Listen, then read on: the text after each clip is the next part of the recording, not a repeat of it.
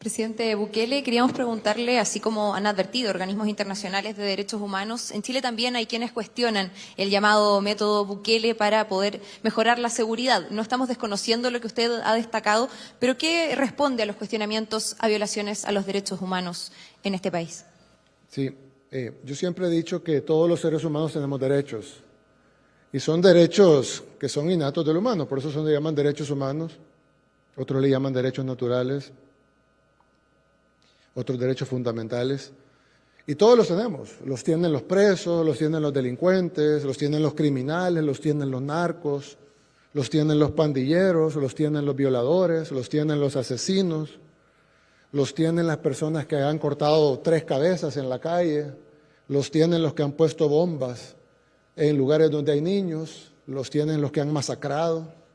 Los tienen derechos humanos. Hay gente que dice que no, yo creo que sí los tienen. Lo que ocurrió en esta conferencia no fue una simple respuesta incómoda, fue un quiebre del relato tradicional sobre derechos humanos en América Latina. Ante una pregunta que buscaba poner contra las cuerdas al gobierno salvadoreño, Nayib Bukele hizo exactamente lo contrario a lo esperado. Aceptó el marco moral de sus críticos y lo volteó por completo. Bukele no negó los derechos humanos, los reconoció incluso para asesinos, violadores y pandilleros. Pero acto seguido lanzó la pregunta que nadie quiso responder: ¿por qué durante décadas las organizaciones, la prensa y la comunidad internacional guardaron silencio mientras las víctimas eran masacradas? Ese señalamiento dejó expuesta una contradicción profunda: la defensa selectiva de derechos, donde el victimario recibe más atención que la víctima. El silencio posterior no fue casual, fue político, fue incómodo, porque el presidente no habló desde la ideología, sino desde la experiencia de un país que fue el más violento del mundo, y hoy es uno de los más seguros de la región. Esta intervención no solo incomodó a la periodista, reordenó el debate, marcó una línea clara y mostró por qué el modelo salvadoreño está siendo observado y replicado por otros gobiernos. Me da repulsión, pero lo acepto, los tienen. Pero yo lo que no entiendo es por qué siempre se enfocan en los derechos humanos de ellos, que los tienen. Pero ¿por qué siempre el enfoque es en el derecho humano de los que masacran, de los que matan niños, de los que violan mujeres, de los que cortan cabezas?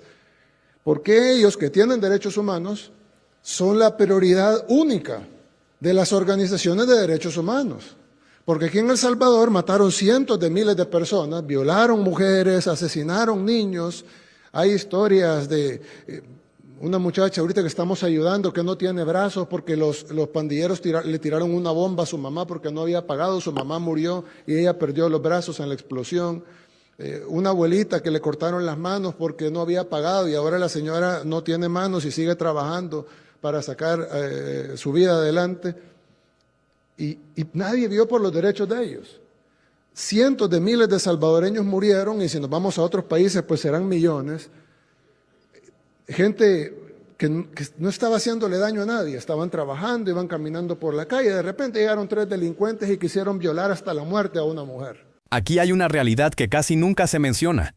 Las verdaderas víctimas de las pandillas no solo perdieron a un familiar, una casa o una extremidad, lo perdieron todo. Perdieron a sus hijos, a sus padres, su trabajo, su tranquilidad, y aún así a ellos nadie los protegió. Nadie salió a marchar por sus derechos. Nadie levantó la voz por ellos.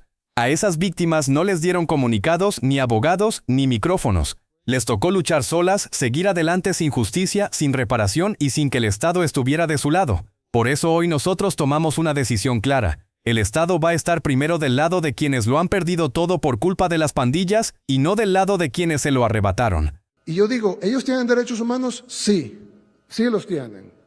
Pero ¿y la mujer violada y asesinada por esas 3 personas?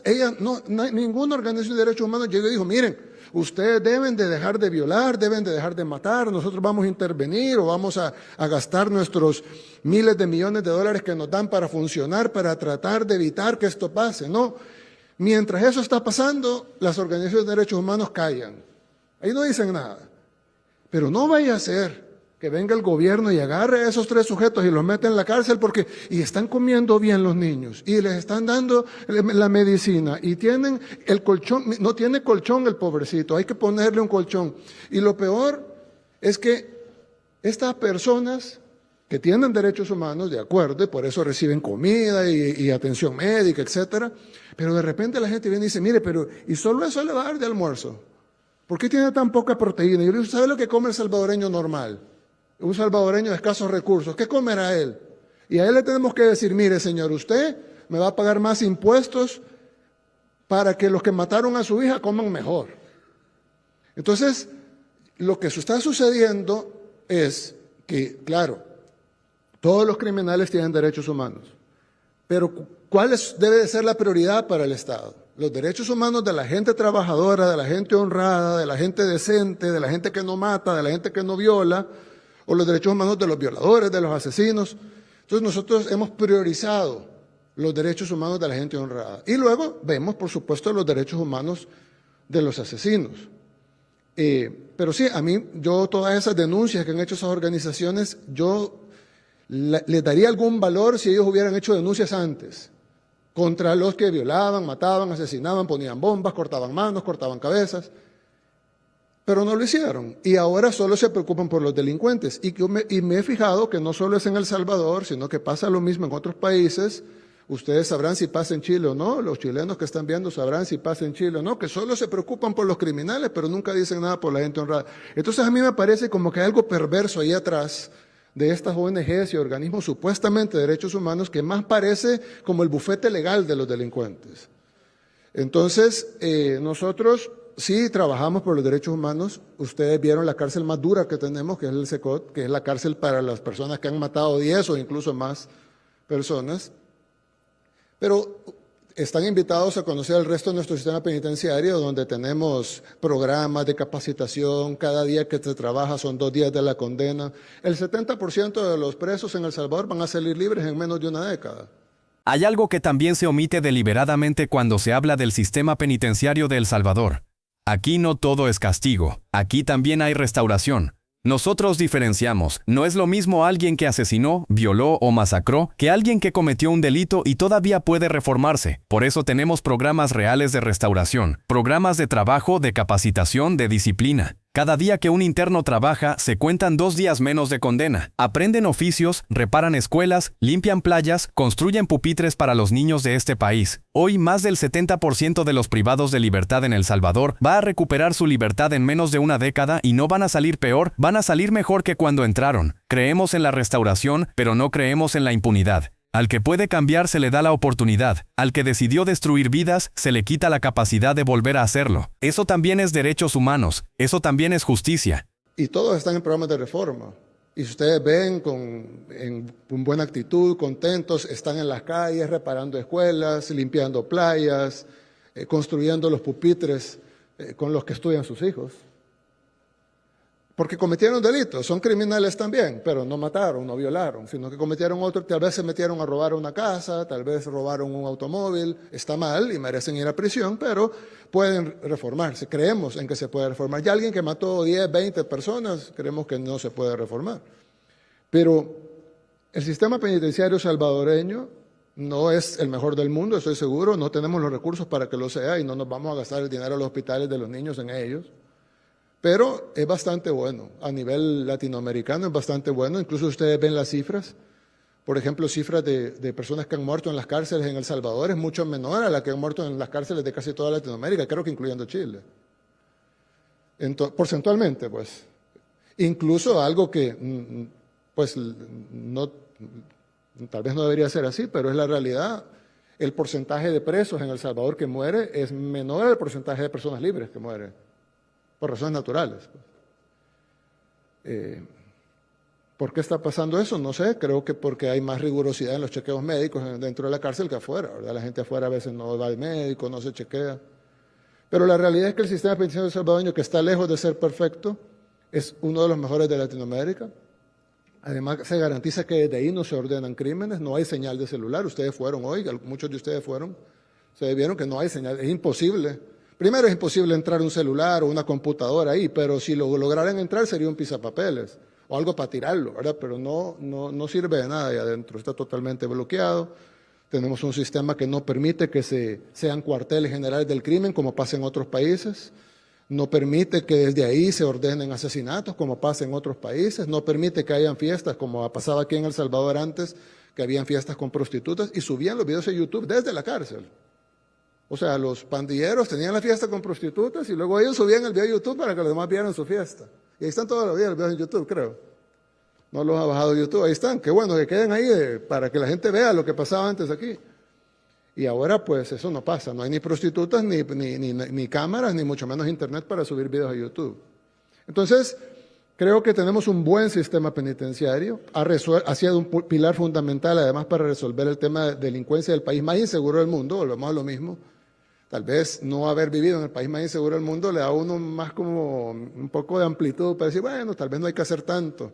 Pero el nivel de enfermedad que había aquí, que fue el que curamos, y ahora somos un país mucho más seguro que cualquier otro país de Latinoamérica, muchísimo más seguro que cualquier otro, es el nivel de medicina que tenemos que aplicar.